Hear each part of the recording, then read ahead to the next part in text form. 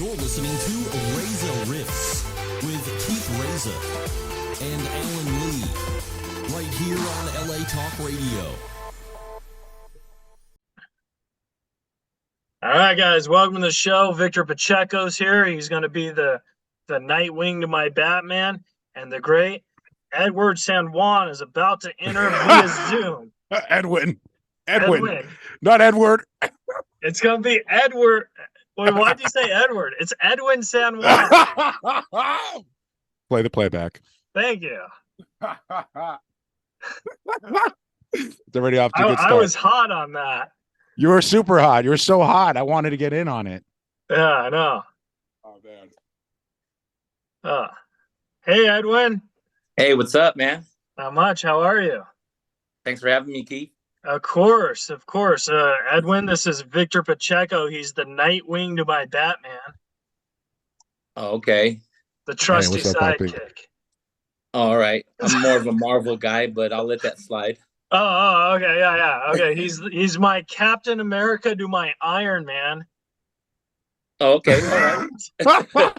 I like how you riffed that. That was good. Thank you. That's the show. Reza Riffs, baby. Yes, How sir. are you, Edwin? I'm doing well, man. Thanks for having me. Thanks for asking. Oh, of course. I actually have a funny story for you, which you're not going to think this is funny now, but after I tell you, you're going to think it's hilarious. Uh-oh. Okay. So, George Perez and I were talking 3 years ago, right? Okay. And I was like, hey, George, because he's my buddy. I was like, hey, George, can you get Edwin to do my podcast?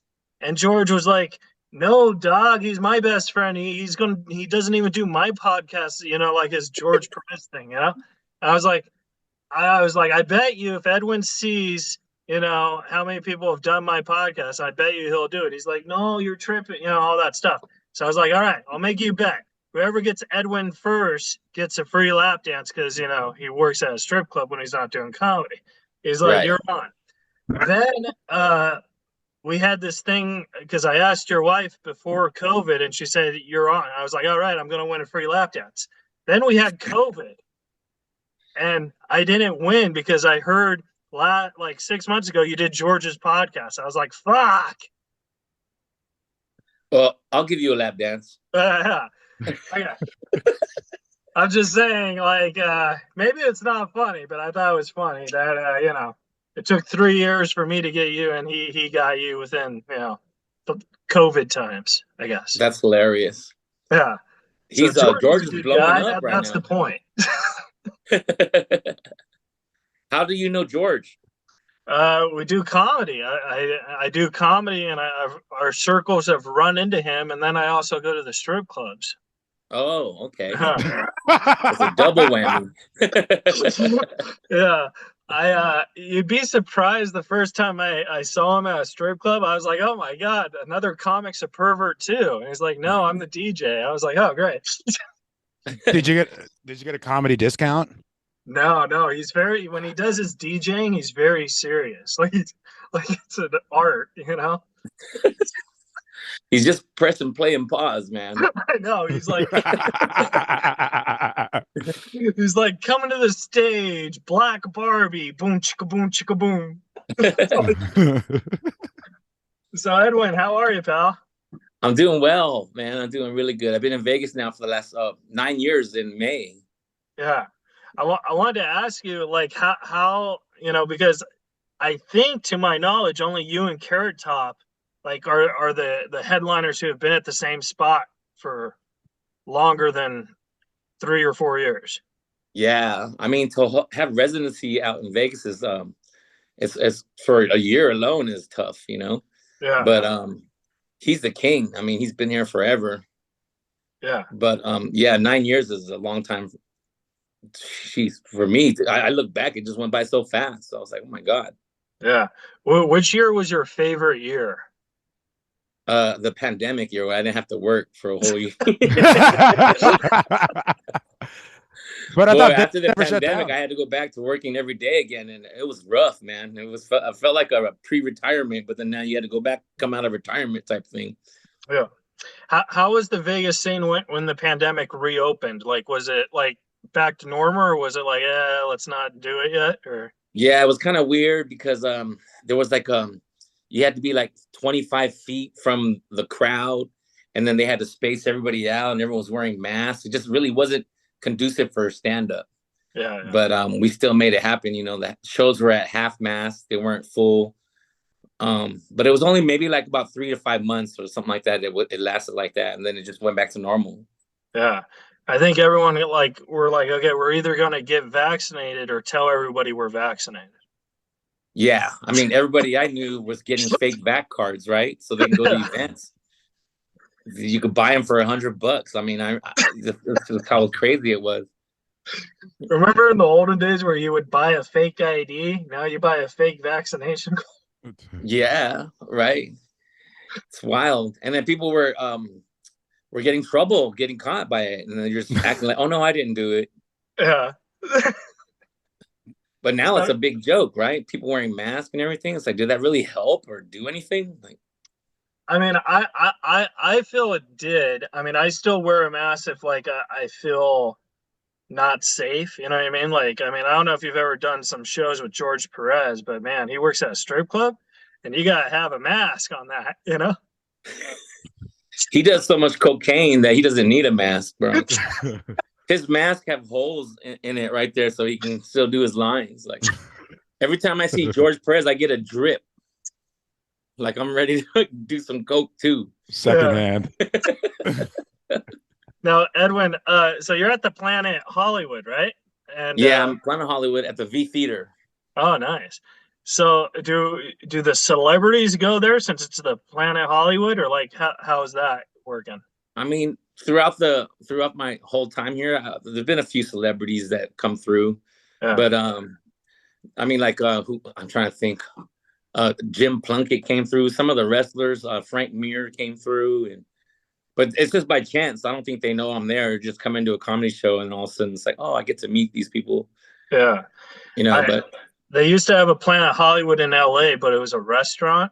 And I remember when I was a kid, I would go there, and the waiters would always lie to you and say, "Oh yeah, Arnold Schwarzenegger was just here," or whatever. And you're like, wasn't he part owner? Arnold. Oh yeah, he was. Mickey Rourke, but they never showed up. They never showed up. They just like named the Jimmy Kimmel food, Comedy Terminator Club Burger. No one's ever seen Jimmy Kimmel at his Jimmy Kimmel Comedy Club. Like it's just his name behind it. Never. And I was just there because like that's the only club in Vegas that I'm actually passed at. So I was just there 2 or 3 weeks ago, and they said, "Keith, you just missed Jimmy." I was like, "Did I?" Well, you can come to my club. You're welcome to play there, and I'll be there for sure. Oh, that would be awesome. That'd be sweet. We'll take a road trip, and then we'll go do lines of cocaine off George Perez's strippers.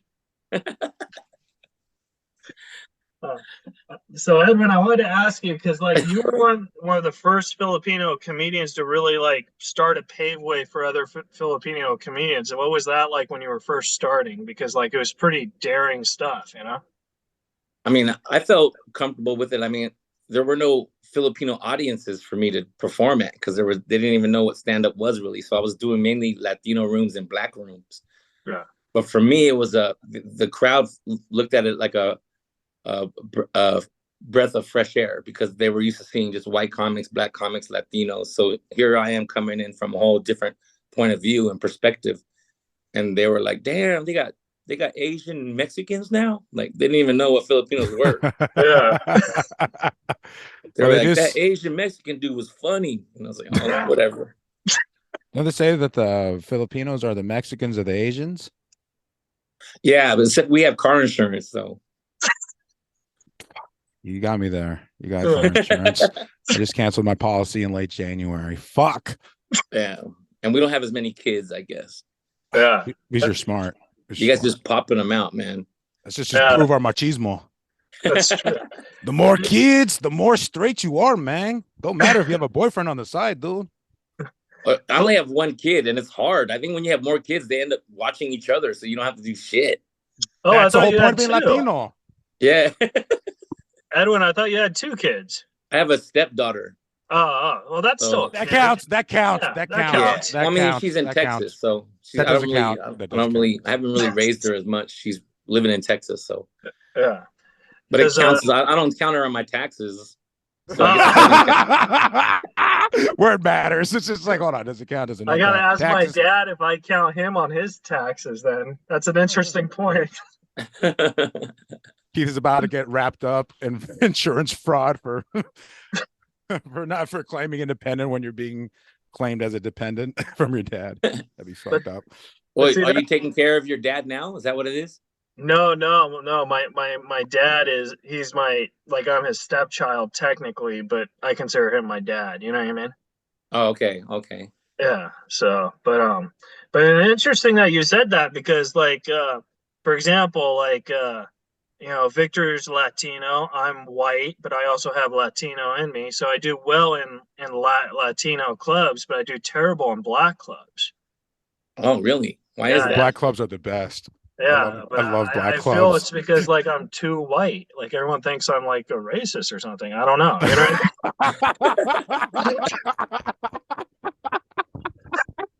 You look kind of racist. Well, that's the Zoom lighting, Edwin. Come on. I've been telling Keith that for years. He's like, I'm not racist. You're my friend, Victor. White sheets in the background over there? Yeah, well, hey, listen. That's not a lamp. That's a hole in the wall. No. Oh. It's a microphone, Edwin, because I do comedy. I can't help it that they're black. I wanted the white one. Jeez. There's no white stands.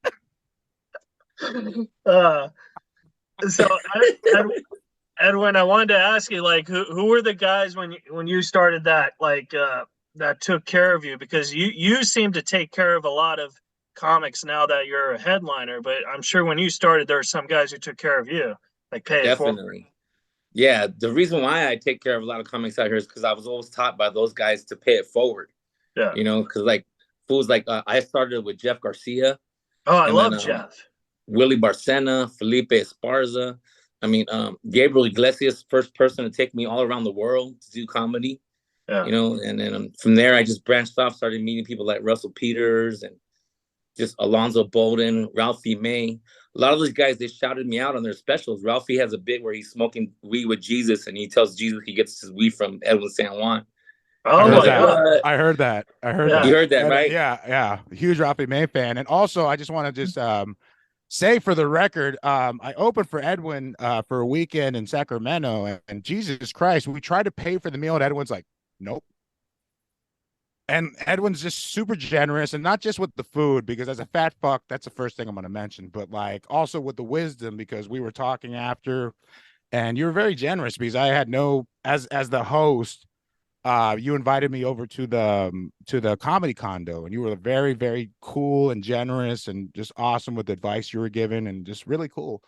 And I couldn't believe it. I was like, wow, this dude's hysterical and humble. So it really got me thinking about why do people have egos so much in comedy?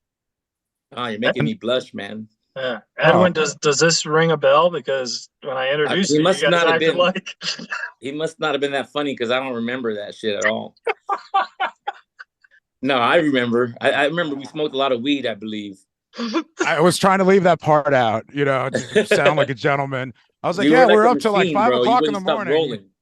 Bro, sorry. I had pre-rolled it. No, I wouldn't stop smoking because it'd be like, oh yeah, this one's almost out. I'm already lighting the next one up, and it's just cool.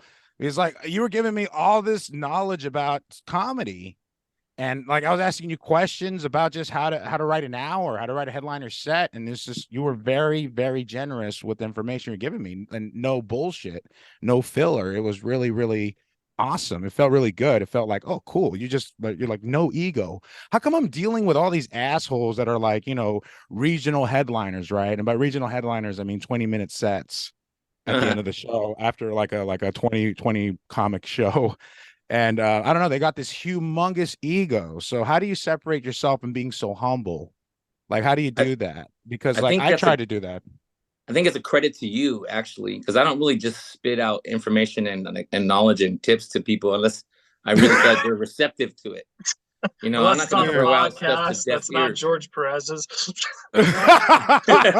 No, it was seriously the Church of Edwin San Juan. It was literally on the patio of the comedy condo for Laughs Unlimited, which you were like, hey, bro, if you don't have a place to stay, you can stay here, man. Actually, what you said, you and Jimmy Earl said, hey, we thought you were going to suck because we had no idea who the fuck you were. And you were actually pretty funny.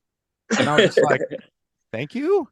You know, just that's what I'm saying, man. Because there's nothing worse than trying to give someone some advice and then they just like, yeah, I know that, or they're not receptive to it. Yeah. So then I usually just shut down and I'm just, all right, they're fine. They seem to know what they, you know. But you were like a pupil of the game and you were willing to like listen and so that's usually when I throw out a lot of stuff is when I feel like it's not falling on deaf ears. Yeah. Oh, dude, I kept asking questions after questions, and then part of me was like, oh God, why did you ask him that? And then you gave me a very solid answer, and I'm just like, are we best friends now? Like, because it was like so very like I'm reading this book. It's the TV writers workshop for writers, right? How to write a television book. And I'm reading this book on how to write a sitcom. And I'm just like reading it. And I'm just like, why are you spitting out all the truth for $20? You know what I mean? It's a $20 book.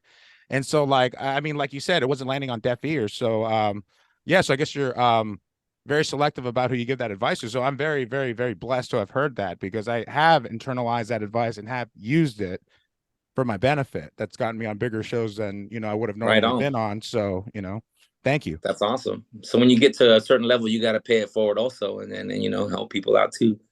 Well, yeah. Definitely. Well, yeah. Hey, Edwin, I have a question. Are you on this site called Cameo? No, I heard of it. Oh, I'm going to get you on it. And for Victor's birthday, I'm going to book him a cameo from you. It's next month, baby. Oh, no, is it? No pressure. May 18th. Yeah, I'm a Taurus. I'm stubborn as fuck, so make sure to mention that. No, I'm just kidding. No, but Edwin, I have a serious question. Like you go through phases where you have a long goatee and then you don't have a long goatee. Like what is your thought in these phases? That I'm dying to know. Well, during the pandemic, I grew my beard out for the first time, and that was really long, you know. Yeah. And then recently I shaved it all off, and everybody thought I was sick. Yeah. They're like, "What is wrong with this dude? Like, oh my God, is he dying? Is he all right?" I was gonna send you some flowers, so like that's. I don't know. I guess the more pussy I eat, the longer it grows. Yeah. Because when I met you, your pussy was. I mean, I'm sorry, your beard was personally long. I'm sorry, your pussy abilities were like of eating were like very profound in your beard. That's what I meant to say. So try to get out of that, bro. Look at that. It was hard, dude. That was fucking. That was smooth. No, it wasn't. Yeah. I dug a grave and then I dug a double grave for my spouse. Your beard That's what grows happened. from sucking dick. No, my beard grows from lack of sucking dick, actually. No, it's crazy, you know, because like I spent like 7 years as a degenerate and I never sucked a cock to get any drugs, so I'm really proud of that. Oh. Well, you can suck dick for stage time over at my place. Okay, well, you name the place, you name the time. Edwin San Juan has just been canceled. I'm just kidding. I don't suck dick, homie. I'd go support, but it's not a big dick, bro. You wouldn't be that hard of a chore. Yeah, just close your eyes, it'll be done. Fuck no. That's what guys with big dicks say. Guys with big dicks say they have small dicks, so it's like, no, we're small. Don't worry. Then you whoop it out. It's like, what the fuck? Is that a tripod? Holy shit.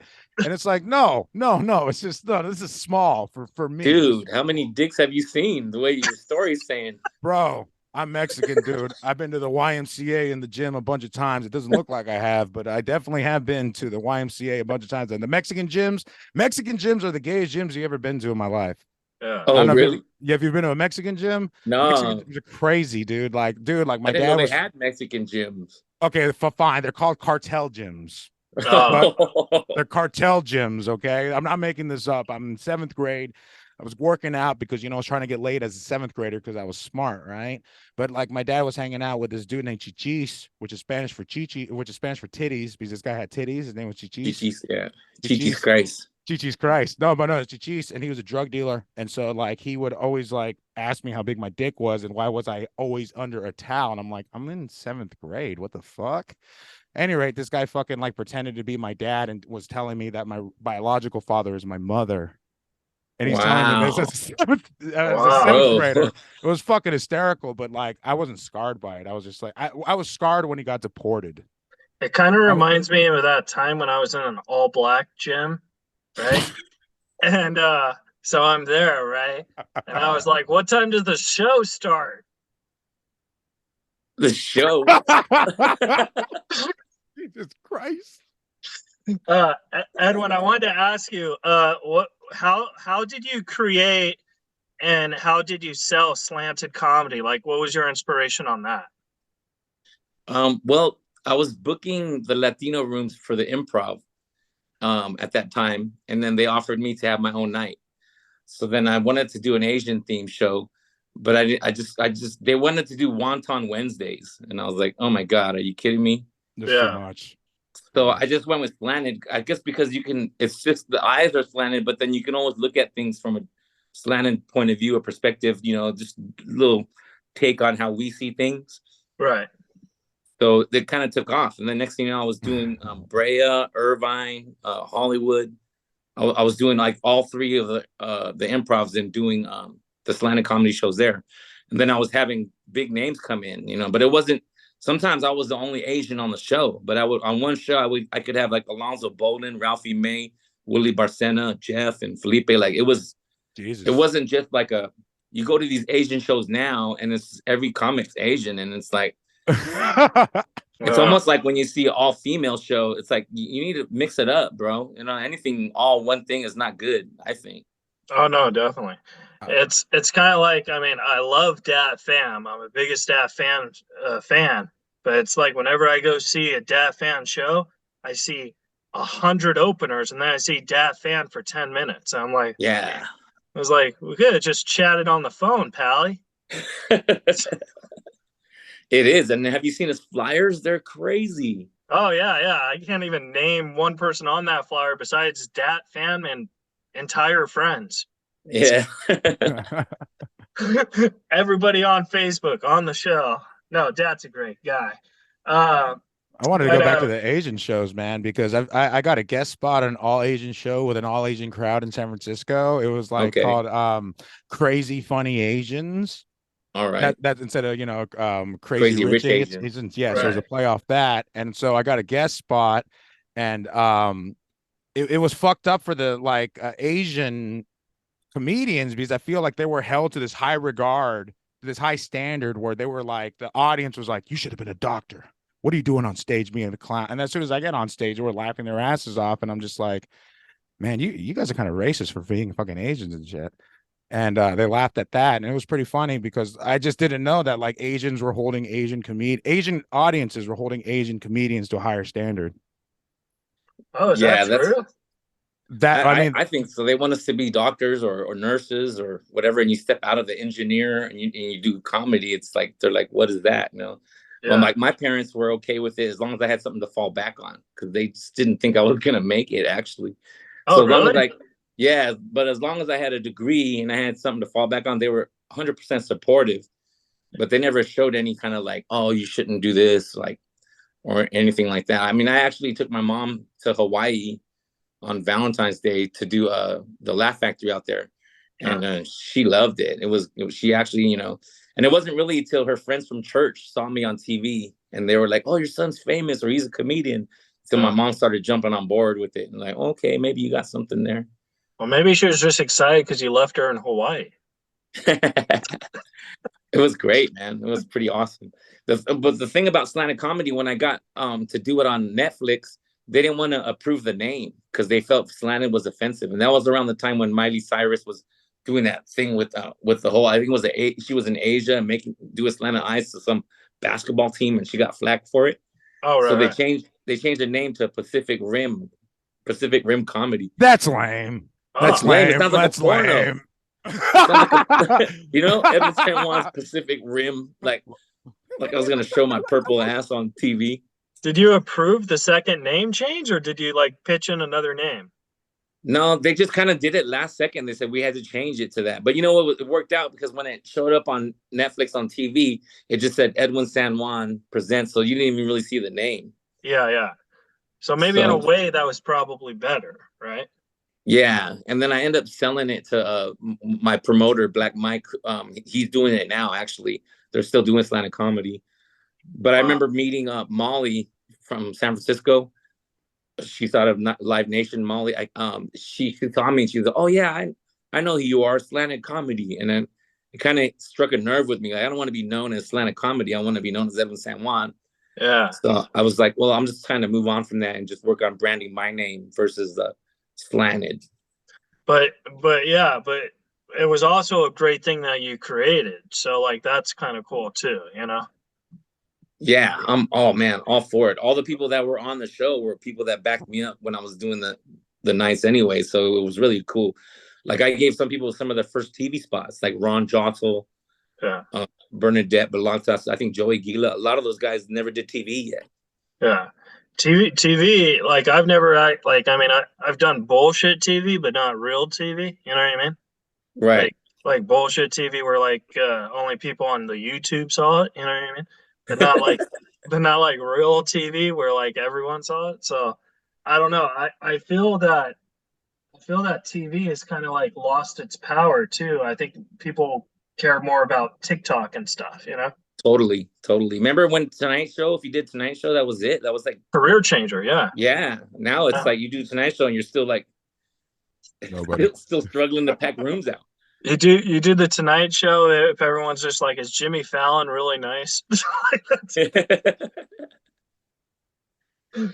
But then you did Comics Unleashed, and I wanted to ask you because that's a show where I feel you would have to be leashed. And it's unleashed, huh? Yeah. So like, how was that for you? Like, did they put restrictions on your sets or what you were going to talk about? No, they just had you write like maybe 4 or 5 keynotes on a pad, and then Byron had them. Yeah. And then, he would just go off and then kind of set you up. Yeah. I think I did the first season. So it was kind of new to me. I didn't see how the whole pattern was going. So they just asked me the questions and I just kind of went with it, Oh, and so kind of like this. They'd be like, Edwin, I understand you gave Black Mike his start. What was that like? Yeah. Yeah, before I gave Black Mike a start, he was just Brown Mike. So light-skinned brother? Yeah, it was. And then, I started watching that more, and then comics start standing up and they start doing their own bits. And I was like, oh, man, this is kind of. But for what it was, I think Byron, he was trying to set up comedians for success. Right. So I'll give him props for that. You know what I mean? He's trying to give him a shot. And who else was giving us an opportunity like that? Yeah, it's almost like doing the Tonight Show and then getting to sit on the couch. Yeah, yeah. But instead of Johnny Carson, you get to sit with a Brian Allen. Yeah. Just as good. Just a little darker. And then I wanted to ask you about Stand Up Revolution because when you got on that show, I feel like that's a credit that everybody probably knows you from because everybody loves that show. Right. That's the one Gabriel did, right? Put together. Yeah. Yeah. And then I felt kind of set up though because I had a whole set of new jokes I wanted to do, but Gabriel was like, no, just do your old ones. Just do what's tried and true and, just kill it. But I feel like my new stuff would have did just as well and just as good. And people wouldn't be saying, oh, he's just doing the same old jokes. But then, I was directed to do my old stuff and I did it. And then I just felt like, I was getting a lot of the comments were, oh, change your jokes or do new things, and it's like, but, the producer tells you to do this, I'm going to do that, I'm not going to like. No, definitely. And like that's actually an interesting question I have because like I get thrown under the bus where I just do my old stuff too when I feel that I'm told I have to do the new stuff to come back. I mean the old stuff to come back and then I could do the new stuff. Like I feel all the clubs pull that card with me, especially since everyone I toured with died. So I'm kind of on my own, you know what I mean? So I wanted to ask you that, like what's advice you have where, like, do you just go with your heart on what you want to do or do you just do safe? You know what I mean? Well, safe is always good because it gets you work. but then you got to sprinkle the new stuff and work on it. Because it's a continual process. You got to always constantly build your craft. Like I just recently did the Comedy Store with George Perez, because he's doing the main room now and he's selling it out. Yeah. And the first time I went there, I was like, I don't know, if I should do my new stuff. But he was like, no, do your old stuff and just kill it. So that's what I did. And then the second time he brought me out, he was like, do your old stuff. And I was like, nah, I'm going to do my new shit. And I had to follow Jay Lamont. I don't know if you know who Jay Lamont is. No, I love Jay. Jay's Jamming great. Jay Lamont. Jamming. Yeah, we do a whole bunch of black rooms together. Yeah. Well, he's a light-skinned black guy, so I guess you guys get along. Yeah.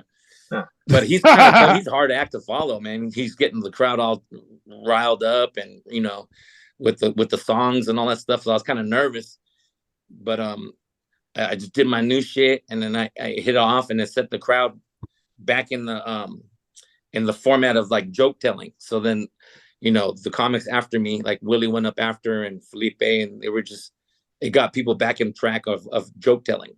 Right.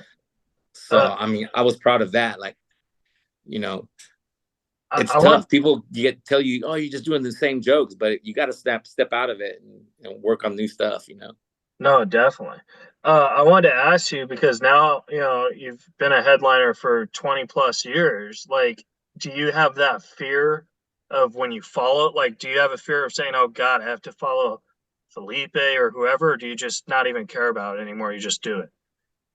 Well, naturally, I still have nerves before I go on stage all the time, But if I have to follow someone that's tougher, I feel a little bit more on my game, because it's like, it's a challenge. Step up. Now you got to it's a nut check. You got to fucking handle it. Yeah. So I like it. Like whenever I worked on the road, I'm not on the road. We did in-town gigs with Jeff Garcia. We would pop into clubs. Yeah. Yeah. Right, we would pop into clubs, and he would ask for time, and they would say, yeah, no problem. But then he would ask for me to get time too, but I would always have to go up after him. Yeah. So you went 2 hours later. Yeah. Well, no, like immediately after him. We would go to another spot. Oh, right. Okay. So he would get to go up, but he would say I'd have to go up right after him. So it was tough, but he did that to make me stronger. Yeah. That's very interesting. Yeah, and then I was never allowed to. When I opened for Jeff, I was never allowed to do crowd work. Oh yeah. That's all he does. I can see that, because he does mostly crowd work. Yeah. Yeah. So that developed me as a setup punch type of comedian. Yeah, I hate doing crowd work too. Like, I'm so bad at it. I mean, it's like telling jokes at a funeral. I just can't do it. You know what I mean? So yeah. I stick to the jokes, and then if the jokes don't work, then I'll do my secret weapon at crowd work, and I'll bomb on both of them. I know the feeling, man. I know the feeling. But it's a muscle. You got to exercise it, It's like you're going to have a prison body, just all big upper body, but skinny ass legs, it's a muscle. You still got to work it out, and it's beneficial in the end. Whenever you have those once in a blue sets where you do bomb, do you kind of get off on it, or are you hard on yourself? Oh, I'm hard on myself. Oh, really? Yeah, and I want to get back on stage immediately, as soon as possible. Yeah. Oh, yeah, that too. I'm not hard on myself, but I want to get on stage so I could erase it. But like, I do kind of get off on it when I'm bombing. I don't know why. I get off on watching comics bomb. Yeah. Oh, it's like you would love me, Edwin. You would love me. Yeah. Oh my God, I'm the only one in the back laughing my ass off, and everyone else is like, "Poor guy, you're a poor guy." Because we've all eaten shit before, bro. So someone else is doing it. It's like, thank God it's not me. Yeah, definitely. But I think being there at the V Theater for 9 years, like bad nights, they just roll off my shoulder because it's just a Tuesday or it's just a Wednesday. I'm pacing myself. I've been here for 9 years. Like one night's I'm not gonna beat myself up too bad. But if it's an important night and someone's there, industry or someone in there, and I don't do well. Like Arnold Schwarzenegger or something. Yeah. Checking out Planet Hollywood. It's nigger. Arnold Schwarzenegger. You can't even say it right, bro. You're so political. I can't say it right. I was gonna say anything about it. Nader. Arnold Schwarzenegger N-word. Yeah. Well, that's why I would never interview him, because I can't say his name. I would just call him Arnold. And you'll keep saying, "We'll be right back." Yeah. We'll be back. Or I could say Governor Arnold. Oh yeah, that'd work. Wouldn't it be Governor Schwarzenegger? No. Wouldn't it? They just write it out phonetically. You got this, man. I believe in you. Definitely. Victor, do you have any last second questions before I ask my last two? Sure. Yeah, Edwin, I have a great question for you. You're always, every time I've seen you live and every recording I've seen you, seem very, very like in a good mood, very, very lovable, likable. And so I have a question. When you don't feel like you're in the mood to do stand-up because something like really like tragic happened in your life, how do you get through that personally to talk yourself up and to do the show at a grade level A? That's a great question, because as comedians, we deal with that all the time, right? Yeah. So it's just part of the job, man. You just gotta, like, no matter what you're going through in life, you just gotta suck it up and then get through that time, and then you can cry later after or something, you know. But it's like there's a switch. You just gotta turn it on, and it's like go time. It's showtime. Like now it's just gotta make it happen, and that's always worked for me. And then whenever I have problems and stuff like that, and I turn the switch on, and then I do my set, and I get laughs, I just feel better. It's almost therapeutic. Yeah. I don't even have to talk about what's going on in my life. I just do my set, and I get the laughs, and it makes me realize, oh, I'm here for a reason, to make people feel better. Then it's all good. That's how I deal with it, at least. No, definitely. I mean, that's one of those hard things to do, because I feel you're right, because when I lost Norm, you know, like that destroyed me, and I went to go do comedy that same night, and like it's still hard sometimes to do comedy, because, you know, I toured with him for 9 years, so like rest in peace, man. Yeah, but it's like he's always there. So like it's kind of like I feel I don't have a proper time to heal, because I could not do stand up and heal, but then I wouldn't enjoy doing stand up. You know what I mean? Like I enjoy making people laugh through my pain. So you see him like a Obi-Wan Kenobi, like he's in a blue glowing form. Yeah, I mean he's definitely in my spirit. Yeah. So yeah. I worked with Norm once. Yeah. Oh, did you? How was that? I opened for him. Yeah, at the Improv. I think it was Ontario or Irvine, I think. And he was really cool, super cool dude. He kept saying, Rob Schneider's half Filipino. You know that, Edwin, right? You know, Rob Schneider's half Filipino. I was like, yeah, I know that, Norm. He was like, but he kept saying that. But his whole set I thought was interesting, because he talked about dying. Yeah. He had a fixation with just death. I guess, this is the second half. After you turn 50, that's the second half of your life, you know? So he was really focused on death and dying. You were there, right? You worked with him for. No, yeah. Did it change? Was it? No, it was mostly about death and hookers and crack whores and all that stuff. Bro, he had the best Burt Reynolds in the business. Oh yeah, definitely. He was good. He always did that whole Rob Schneider's half Filipino thing all the time, because Rob Schneider's brother is like a huge comedy manager. Oh. And like he'd always come in, because he manages Tom Green or whatever, and Tom Green used to come all the time, and Norm would be like, hey, I think his name was John or something. He'd be like, hey John, did you know your brother Rob Schneider? He's half Filipino. Oh, so I thought that was just authentic to me. No, he did it all the time, and that's hilarious. But no, I agree with that, where like you have to go up, and you have to, because in the end it's not about you, it's about the audience. Right. And then so I have two questions for you, because I want to respect your time. One, it says here on this note card that you did an OnlyFans special. Is that true? Yeah, I could instead of a cameo, I'll just do that. Oh, okay.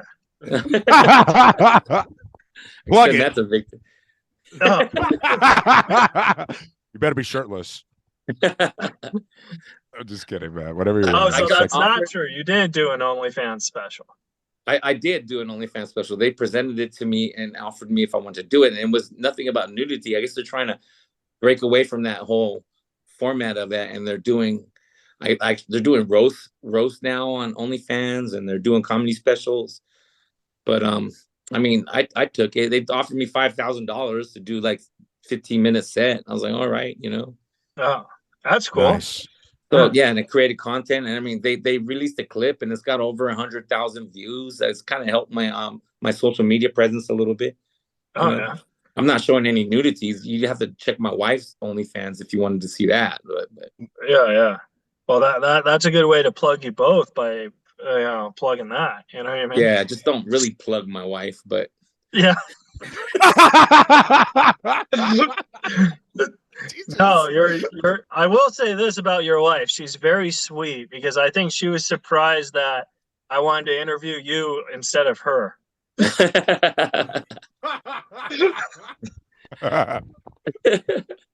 I'm sad we didn't get to do it sooner. I know, like I think you would have loved me, and then I would have got that free dance. I actually lied. I have 2 more questions. Is that cool? Oh yeah, of course, bro. Okay. So question number 1, what is your biggest fear, and how what is advice on how you could overcome that?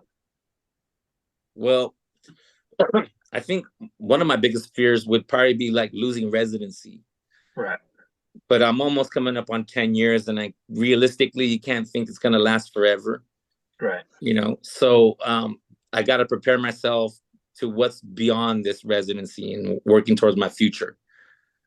So the biggest fear would be losing something. But then when you lose things, you work harder to get to the next level. Like when I was opening for Jeff, he told me it was time for him to cut me loose. Yeah. And I was kind of like, oh man, I was thinking I'm going to ride this dude's coattails for however long I can. But did that break your heart when he said that? Yeah, but it was almost a way of a compliment of saying, okay, it's time for you to move on, and you're funny now. I don't know if he was having a hard time following me or what, but I was just getting to the point where it was really easy. And he's like, you got to step out of your comfort zone. So I think the biggest fear is stepping out of your comfort zone, but then it has the biggest reward as well. Yeah. No, because I mean, like I said, I was with Norm the last 9 years of his life, and he never cut me loose. He wanted to, and I remember I asked him, I was like, how come he never like said, hey, it's over, you know? And because he told so many other people who were on the, you know, like he gave him 1 year and then let him go, and he kept me for 9, and he just said, I love you too much. You suck dick real good, huh? Yeah. But yeah.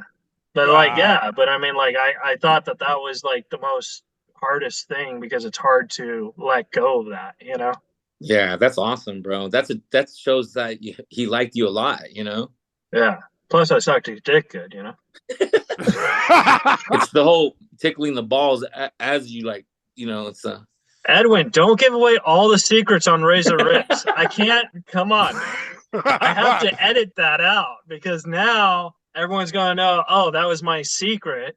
And I'm trying to get a job with Rob Schneider, who, by the way, is half Filipino. And, you know. Oh, man, I have a great story about Rob Schneider. Oh, tell it. I was working the Schaumburg Improv with Gabriel Iglesias, and we did the later show, and Rob did the earlier show. So he was leaving. And as he was leaving, he saw me go up, and I was digging him out, you know, ripping him. And so he asked the manager for my number. Oh, so nice. Then, yeah, right. So like, cut to 2 weeks later, I'm at my mom's house in the backyard smoking. I get a call from Rob Schneider, right? And I'm like, oh my God, this is so great. So he wants me to work with him, the San Jose Improv. And I was like, and he wants me to help him write. And he's got a show coming on, and he wants me to help be one of the writers on the show. So I was like, fuck yeah, this is awesome. So then I go to San Jose, and then I told myself, all right, I'm gonna go up there and keep it clean. I'm not gonna try to outshine Rob. I'm just gonna, you know. You don't want to outshine. Yeah.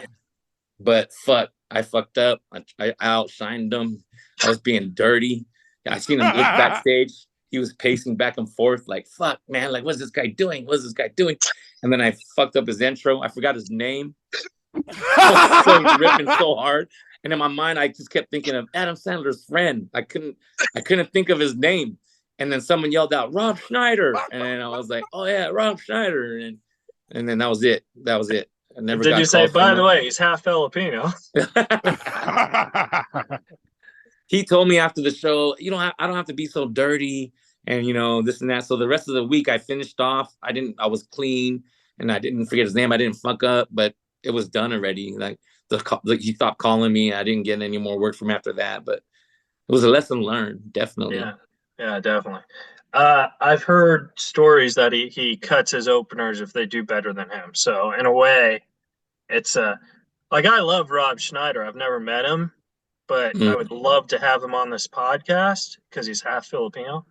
And but in a way, like that's it's a blessing in disguise because it lets you know, hey, you're because that's the one thing I do like about you, where you're not a movie star, you're a stand-up. And Rob was a stand-up, then he became a movie star, and then he went back to stand-up. You know what I mean? So like I kind of feel he has that movie star still in him, Yeah. So he's a great actor. I mean, great. I love all his movies too. Like I'm a big fan. He actually puts his moms in his movies. Yeah, and she's full Filipino. Yeah, she's full Filipino. So not like these happies. And then my last question for you, Edwin, is if you could go into a time machine, right? And you go into a time machine and you only could talk to Edwin San Juan, a younger version of yourself. It's the knowing what you know now, like what time era would you go and what advice would you tell him? I would go back in a time when I kind of started and Joe Coy was stealing my jokes. And I would go back and tell myself, fuck that dude and don't let him do that shit. Don't be Asian and not say shit. Speak up. If anyone's stealing your material, don't fucking attack. You know what I'm saying? That's your shit and go for it. And instead I went the whole Asian humble route and I was, whatever. Yeah. We're homies. Yeah. But if anyone's trying to take from your plate, fucking defend it. Yeah. That's what I would tell myself. Okay, so let's do a little role play. I'll be young Edwin San Juan. You be, or I'll be old Edwin San Juan. You be young, right?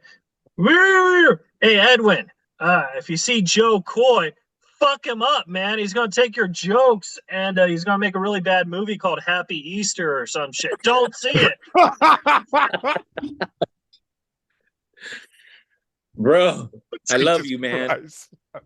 I know it's Hollywood. Everyone says I love you, but I really do, man. That last sentence right there meant the world to me.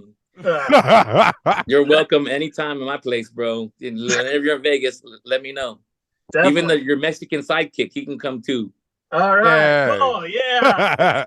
Edwin, where can the folks at home follow and support you? If you really want to show some support, watch my podcast. It's called the ESJ Podcast on Spotify, YouTube. We have new episodes every Tuesday. And then I'm at the V Theater in Planet Hollywood 6 nights a week. I have Sundays off, but this is the first year I took Sundays off because of football season. I was like, I need a break. Right. But I'm at Planet Hollywood Monday through Saturday. And I'm doing shows. I go on the road here and there. Like I'm going to be in Bellflower at the new stand-up comedy club. Oh my God! What day? I live right by there. I want to see it. Oh really? Oh man, I'll be there on the 28th of this month. All right. If I don't have a show, I'm gonna come and support you, man. I'll come through, man, for sure, bro. We're having a little after party afterwards at my homeboy's house in Downey. So it should be good. Black Mike's gonna be there too. I don't know if Black Mike's gonna be there, but all right. What about Rob Schneider, the half Filipino guy? Ryan? All right. Come through, man. I'll give you some stage time. Oh, that would be sweet. Thanks, man. Yeah, for sure. Edwin, thank you so much for finally doing this and locking it down. And I hope you had fun, and I hope it wasn't a waste of your time, man. No, it wasn't, not at all. Thanks. I wish I would have done it sooner now. And then there's a strip club in Bellflower. I think it's called Fritz. We can get you that lap dance after all. Let's do it. All right, Edwin. Have a great day, buddy. All right, man. Peace. Thanks so much. Right. I appreciate that. All right, guys. Subscribe, rate, review. That was the episode. And tell a friend. Victor, you have anything coming up you want to tell the folks at home? I don't know when this is going to be released, so the date might have happened, but I'm going to be at Cobb's this Friday. I'm going to be at Best of SF this Friday. I'm going to be at Barrel Proof Lounge, which is the new comedy club in Santa Rosa on the 21st. So awesome. That's it for right now. So, yeah, you're right. Busy man. Yeah. It'll probably be released after that, but at least we could tell people that you performed there. Or go to HispanicTitanic.com. That's what I'm looking for. All right, guys, subscribe, rate, review, and we'll see you next week on Reza Riffs. You're listening to Reza Riffs with Keith Reza and Alan Lee, right here on LA Talk Radio.